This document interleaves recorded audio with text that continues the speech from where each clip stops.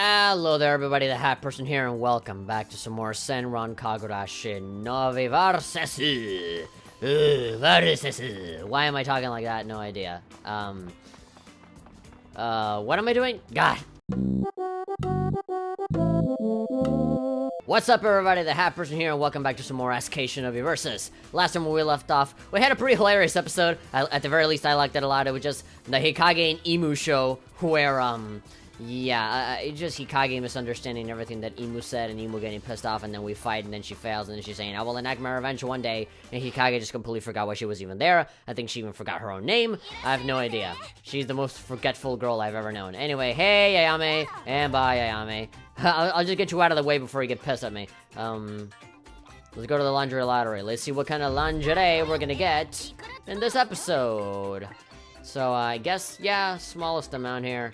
68%. Let's go for that. Put in that zenny, and let's shake it, baby. What are we gonna get? Is it gonna be groovy? It's gonna be, hot. Oh my god, you guys, man, sound is so hot. I mean, it's not so hot, not way hot, but it is pretty hot. Oh, that's a repeat. I remember that one. And also, Ayami just sounded really upset, like, I don't know how to put this, but, you've had this one before already. Time for me to take more of your money so that you can keep buying more of them. Shake it, baby. Way groovy. Okay. We went one rank down. We went from hot to way groovy. How about it? There we go. Very similar to another one that we got very recently. Yeah, another green one. Okay, that's fine. Let's get out of here. Bye, Yami. That's the website to go to. ayamestore.edu. Missions. Let's go into a mission. I think this is gonna be the last one for the chapter. I believe so. Yeah, pulling the strings. What do we got this time? We have to stop the Hebijo assassins, Homura. Alright then, it seems that we're getting down and dirty here with some action. All of these other ones are pretty much just a bunch of comedy bits. I don't know about Homura. Homura's not really one for comedy, but who knows, maybe we'll be surprised. Let's get straight into it.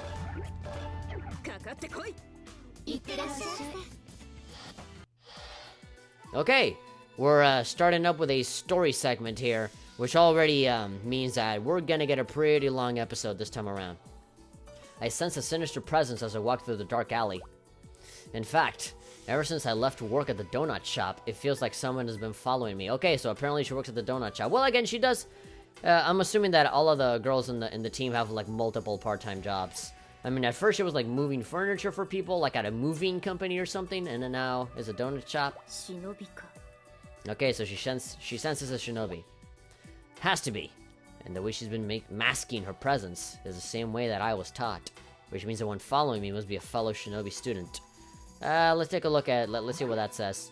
A generic term for the students who want to be shinobi, whether good or evil. There's no age restriction for those who wish to be students. Yeah.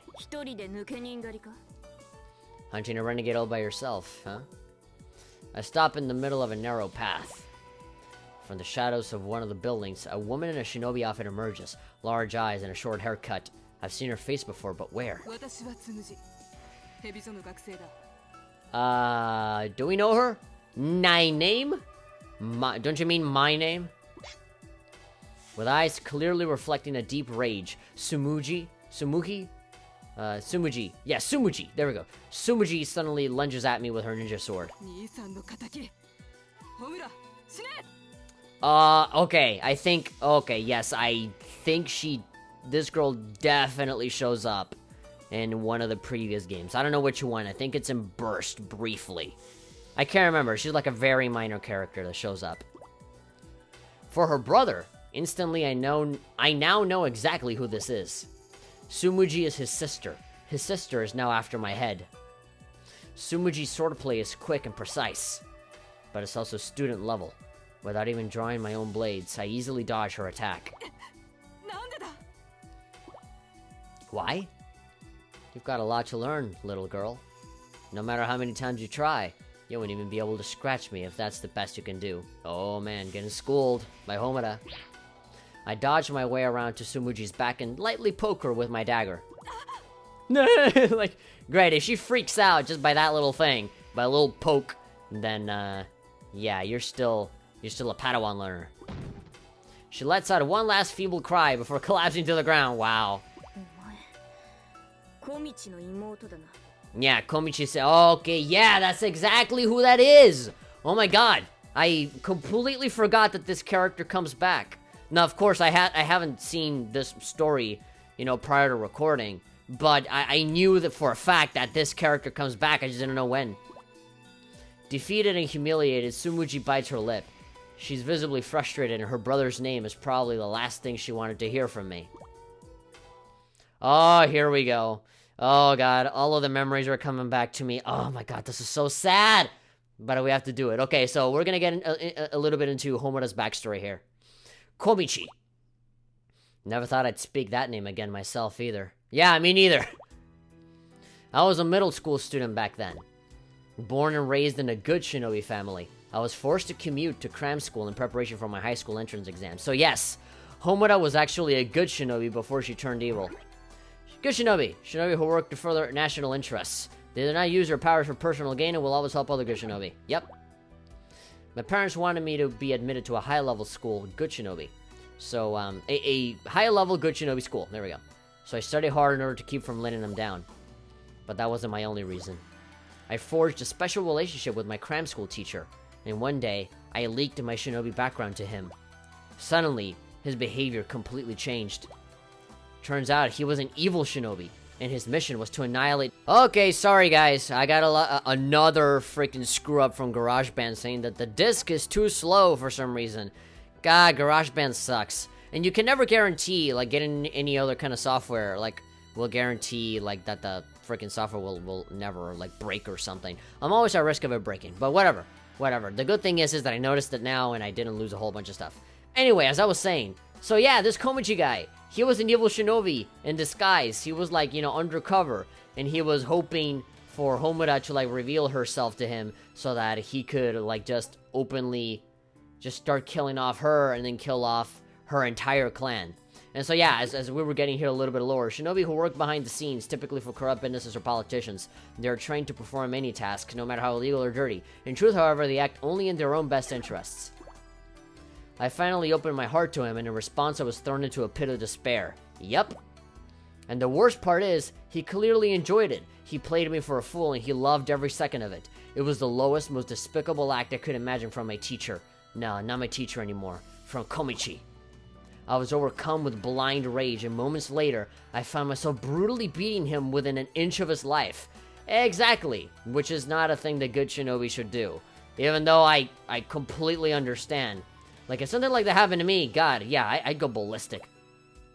And just like that, I lost all eligibility to every good shinobi academy around. I just about killed a man in cold blood after all. There we go. So yeah, like, you killed somebody, so you're not allowed to be with the good people anymore. Since I could no longer be a good shinobi, my parents were furious with me. They said I brought shame to the clan. But why? Like, couldn't Homura, like, explain? Or maybe they didn't want to understand. Like, hey, like, this guy is an evil shinobi that betrayed me and tried to kill all of us. I did all of you guys a favor. Like, couldn't she have said that, hey, I killed a guy that was already our enemy to begin with, so what's the problem? But I guess, I don't know, somebody that young to be, like, brutally murdering somebody, I guess that can kind of, you know, bring up some red lights. No matter how many times I tried to... There we go! No matter how many times I tried to explain to them what had happened, they wouldn't listen. Ultimately, I was disowned and forced out of my home. What the fuck? Then those parents were never good parents if they're like that easy to, like, have them get rid of you. After being abandoned by everyone I'd ever trusted, I roamed the streets for many years. That's when Hebijo scouted me. Despite nearly killing an evil shinobi... Okay, so she didn't kill him, but very nearly killed him. Like, she kicked that guy's ass. Like, she fucked him up. That is for sure. So they knew I had potential and accepted me on the spot. I knew Komichi's sister was planning to attend Hebijo too. One of the duties performed by members of the elite class is to look through all the documentations on new students, and her portfolio was one that I distinctly remember reading. And yes, so this girl, the Komichi sister, actually shows up in Senran Kagura Burst, and I think that's where you see, like, the actual, like, backstory happen in real time rather than having to be a flashback. But before Tsumugi and I had ever crossed paths on campus, I was shunted into the life of a renegade.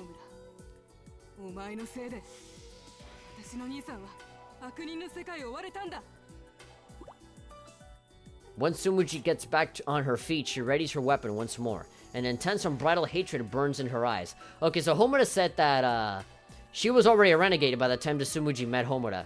But so, I don't know what man. I can very clearly remember somebody related to Komichi, showing up in Senran Kagura Burst. It was probably her. Like, I definitely remember somebody like this. So, I don't know. Yeah, maybe I'm not getting things right. It's been a long time since I last played Burst, so I really gotta go back and, like, see what actually happened. But yeah, I very, like, vividly remember somebody like this showing up and, you know, picking a fight with Homura. But I've already seen what she can do. Tsumuji won't be able to lay a finger on me. I'm well out of her league.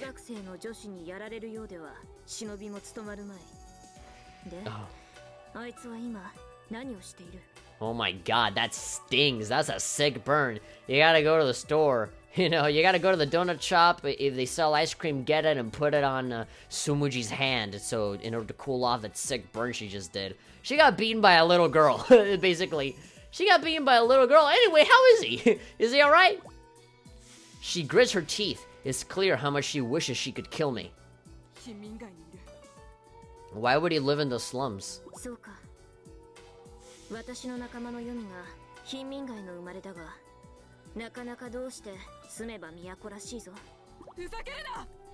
Don't patron. Well, I guess Tsumuji feels incredibly humiliated by this, and Homura, I mean, she's literally, like, Homura's not trying to, like, provoke her in any way, with the exception of what she just said of, like, she got beaten by a little girl.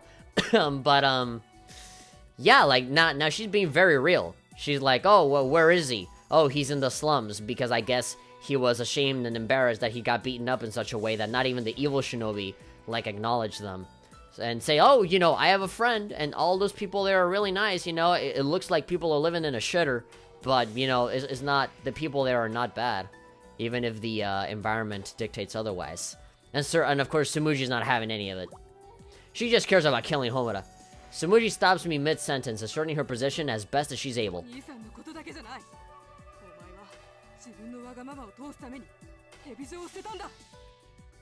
Own selfish whims? Yeah, I don't think so. I think I recall, like, you know, the Crimson Squad wanting to be in Hebijo, but, you know, because of everything that happened in Burst, they literally could not. They had no choice but to run away. They were blamed for everything that happened. She's right. I guess from her perspective, it must really seem like I spat on the entire organization.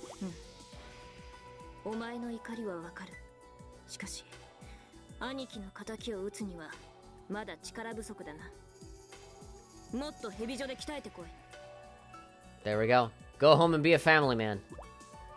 As a certain Guile would say. Guile says that, right? Like in Street Fighter? I think Guile says that. Or Ken. I can't remember. I turn my back and leave. There's nothing more to say. I don't regret what I did to Komichi, but if his little sister wants to try to avenge that defeat, that is entirely her prerogative. Of course, if she does, I have no intention of losing.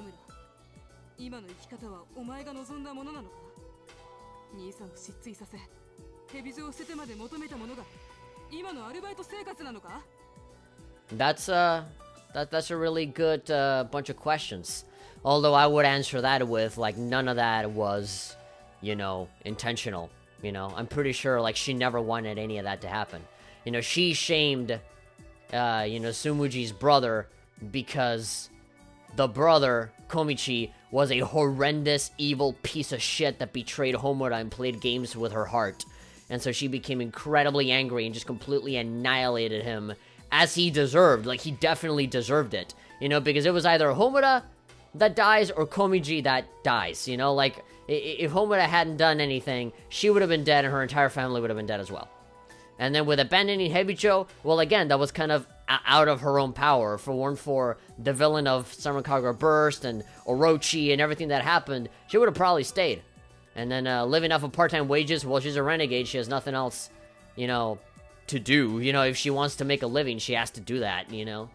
She's living in a cave, for God's sakes. And is it all worth it? And again, you know, that is not up to her. You know, she had to deal with the cards that she was dealt. I stop in my tracks.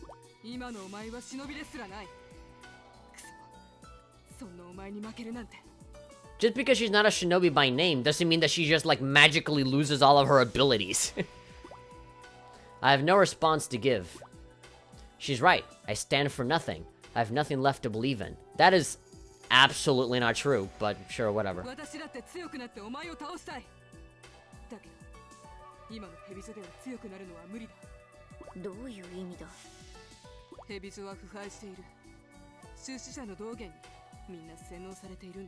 Are you kidding me? Dogen is back? Dogen? But I killed him. There we go. That's exactly what I was gonna say. In Senran Kagura Burst and in Senran Kagura 2, Deep Crimson for that matter, like, you very much see, like, Homura killing Dogen. Like, splitting him in half or whatever. I don't know. Like they just completely, like, beat the shit out of Dogen. That's what started this whole Renegade Shinobi nonsense. Yeah, like, if it weren't for Dogen, like, completely, like, pulling the strings behind the scenes, Orochi would have never come, and they would have never, like, completely destroyed Hebijo, which led to them, like, escaping. Because they would have taken the blame for everything anyway. Still, only someone with tremendously powerful hypnosis techniques could brainwash Hebijo students, and Dogen would certainly fit the bill.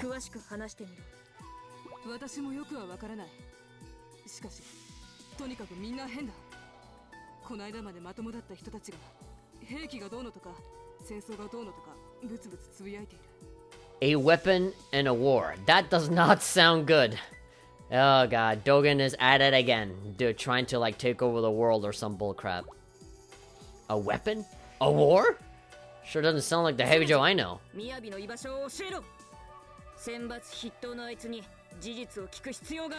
Okay, I guess we're gonna be fighting Miyabi. The urgency of my request seems to get through to her. Without a word, she quietly nods. Okay, apparently Sumuji is, like, on our side now. Alright, let's see what happens. Okay, here we are. So about that war. Oh no, she's probably gonna rage out like how she did with Komichi and just completely annihilate you. I mean, why would Sumuji lie about it?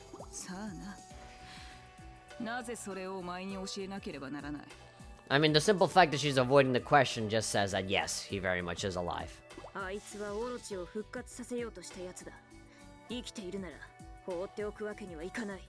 Yep, and kill him again.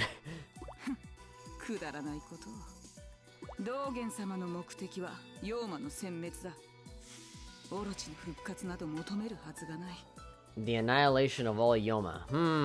If you've played the previous games, that would actually not be the case at all. Let's take a look over to some of Yoma.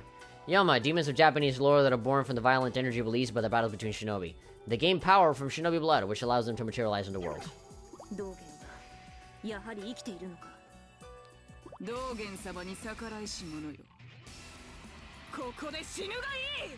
Alright.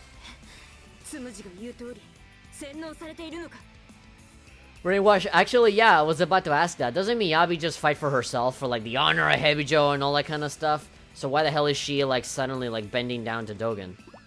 Alright. Let's knock some sense into her. Okay, here we go. Sacrifice yourself to the will of your dance.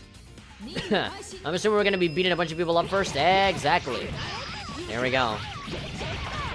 Wolverine Claws herself is gonna be completely ravaging the floor here.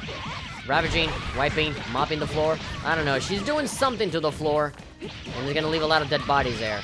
I pray that the janitor comes prepared. There we go. 100 hit combo. 100 combo. Yeah! Arrow Rave. I'm still level 5, right? I forget. Progress. Check my stats. Yep, level 5. I'm about to get Flash Balance level 1. Second year Hebijo student became a renegade by stopping the birth of the demon Orochi. There we go. That's a pretty good summary. Breakdown's over. Let's go.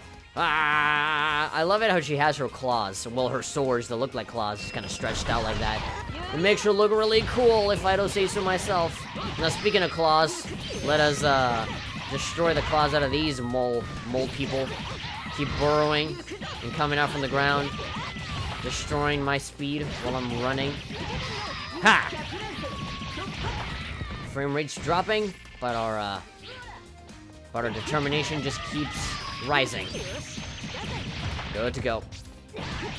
I really have nothing else to say. I just want to see Homura kick some ass, which is exactly what she's doing. And we're done with you. Are there any boxes over here? Yeah. That's what I'm talking about. Okay. Go, go, go, go, go, go, go, go. I'm sure there's gonna be more molds, right? More molds? Ah, okay, nope. Instead of coming from the ground, they're coming from the sky. They tried to fool me. They're like, oh, he's gonna think the more molds are gonna come out, but actually we're gonna have a bunch of ravens that are just gonna come from the sky and poison you, which is gonna be mildly annoying. Let me take a while because the next area after this is gonna be both. They're gonna be both coming out from the ground and coming from the sky. There's gonna be a clusterfuck of enemies. Ah! Take that. Okay, who's next? If you're not on fire, come to me, and I will proceed to put you on fire. And more energy. I don't need it, but I'll get it. Okay. Ah! Couldn't escape them.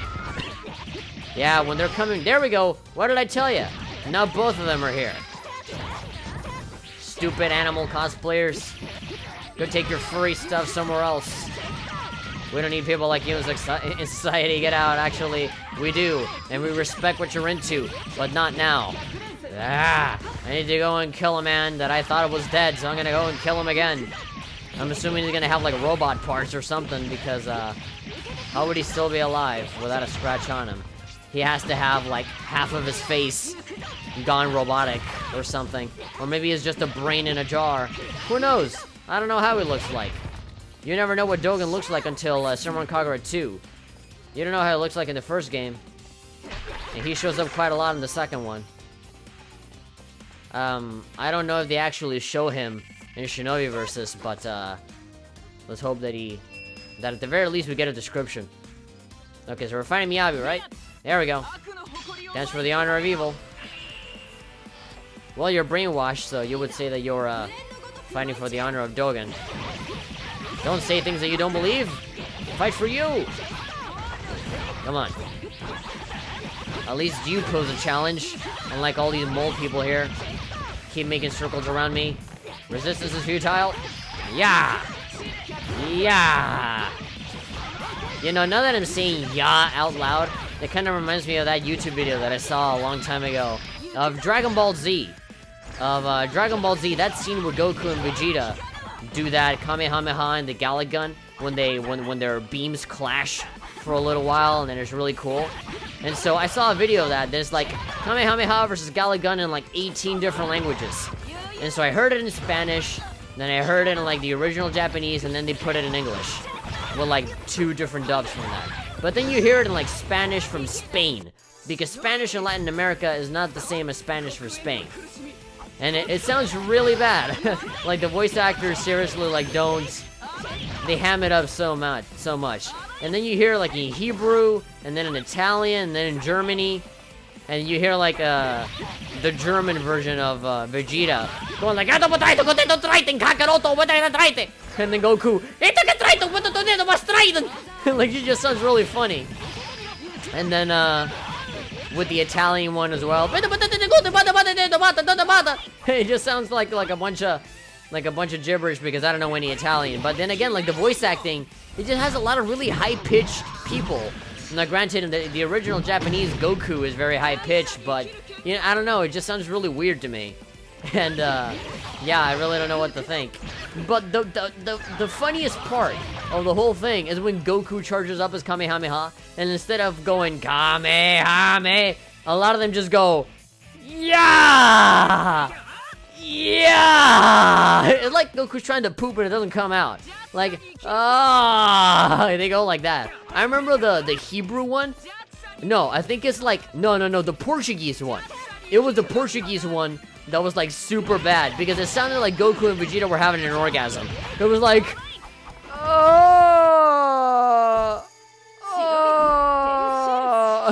and then Vegeta's like, ah, and then Goku's like, and then when he launches it, he's like, oh, and it's like, what? Were they like just recording an orgasm and then they just put it as a Dragon Ball Z dub? There we go, Crimson Homura. Showing herself. Wata! Didn't even have to do anything. I won already. Wata! Ah! That's how I went. Man, Homura looks good in that. I do not regret giving her that outfit ever. That is the greatest decision I've ever done in my life. It makes me do noises like when Goku does the Kamehameha in Portuguese.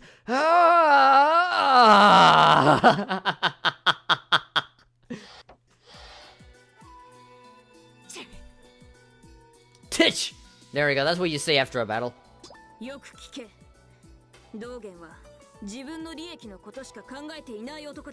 Yeah, if I remember correctly, I think he only cares about money and taking over the world. As generic as a generic villain can get. All he needs is just a twirly mustache that he can, like, grab occasionally.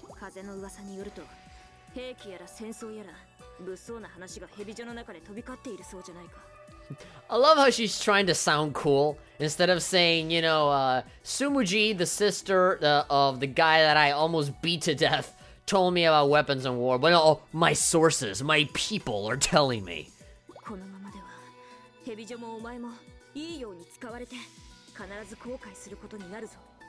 Yeah, if you want to have the entirety of Hebijo just completely destroyed again, and then have to pay a lot of money on repairs, and yeah, you should definitely just ditch Dogen.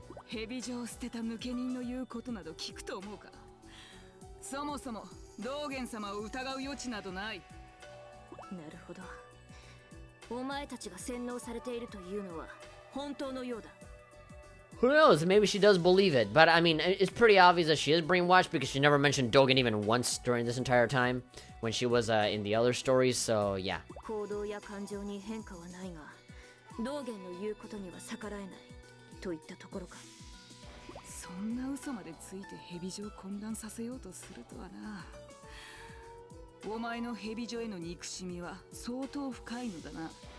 Nah, if she really had it in for Hebijo, she would have just let Dogen do whatever the hell he wants. Like, she's trying to protect the school. You know, if she really didn't care, she wouldn't be here trying to fight you to stop him. There we go! Just the opposite, of course, that's what I'm saying.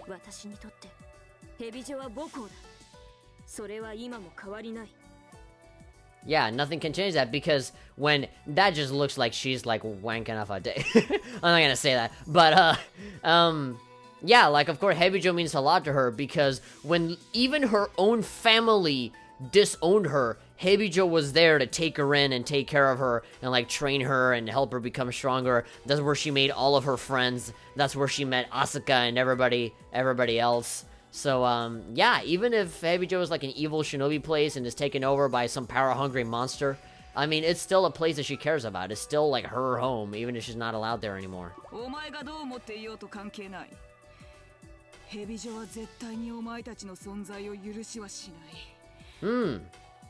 Good job with that.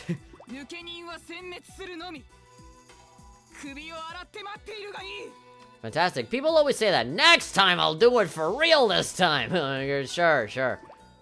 Annihilation to all rebels, huh? I guess you're gonna have to go at it at the source, if you, get what I'm saying. We can't let him get away with this a third time. God damn it. God, he's like the Bowser of this world. He just never dies and always does the same thing over and over again. God. Okay, pulling the strings. 2-5. That was a pretty good and exciting wrap-up to the chapter, if I just say so myself. Although the contrast is kind of weird. Because the entirety of Chapter 2, at least most of it, like, 1 to 4 of the 5 missions, were basically just really fun comedy bits that I enjoyed fairly thoroughly. I liked them a lot. But then suddenly in this last one is like, oh, weapons and war, and this guy that you thought was dead was actually alive the whole time, and he's gonna take over the world again. Ah, shit! And then just getting through that backstory full of betrayal and sadness. Yeah, it took a really sharp turn very quickly. So, yeah, I don't know what to think about that in terms of contrast and change, but they could have just eased me in, you know? They could have made it slow. But anyway, I think I'm going to wrap it up right here. I think I'm going to call it a day, and I will continue on later on. I'm going to go ahead and edit these episodes so that I can put them out for all of you guys to watch. I know that there's a lot of fans of this show that have just about caught up with all of the episodes, so I don't want to let them down and start delaying episodes. I got to get them out there as soon as possible. And they're not really that difficult to edit. I mean, it's a lot of cuts. And basically, you have to cut out all the loading screens because the loading screens are fairly big. And I don't even talk during those bits, so yeah, I just cut them out entirely. And I change around the volume because the volume during the battles is way higher than the volume during the dialogue and everything else. So, yeah, fun times. Oh, and I think, like, GarageBand crashed on me one time. So, yeah, I'm gonna have to edit that and resync that, which is a little frustrating. But anyway, there we go. That's chapter 2 wrapped up and ready to go. Next time, on our next session, Senran Kagura Shinovi versus, we're gonna move on to chapter 3, where I guess we're actually gonna be seeing some real ass action. In the sense of, we're gonna try and rescue Hebijo from the hands of the evil Dogen, who apparently is, like, making weapons and is gonna create a war with someone. Not entirely sure. I guess he's trying to, like, destroy renegades and all that kind of stuff. I don't know. His motives are always, if it's not, like, take over the world, it's always very vague, but I don't know. If you guys enjoyed this video, be sure to give it a like, and of course, you can subscribe, so like that, you'll always stay updated on every single video that comes out, like that, you'll never miss a single thing, or if not, you can follow me on Twitter, twitter.com/thehatperson, or Tumblr, or, Ello, or, you can follow me on, where else? What other weird website am I at? Can't remember. I'm on Instagram, instagram.com/thehatperson, you can visit me there. I don't know. Go down there. Go to the description of this video, and you'll see a whole bunch of links to stuff. I have a Patreon. No one's donated. I only have $1 on there. Please give me money. I'll see you guys next time. Bye-bye.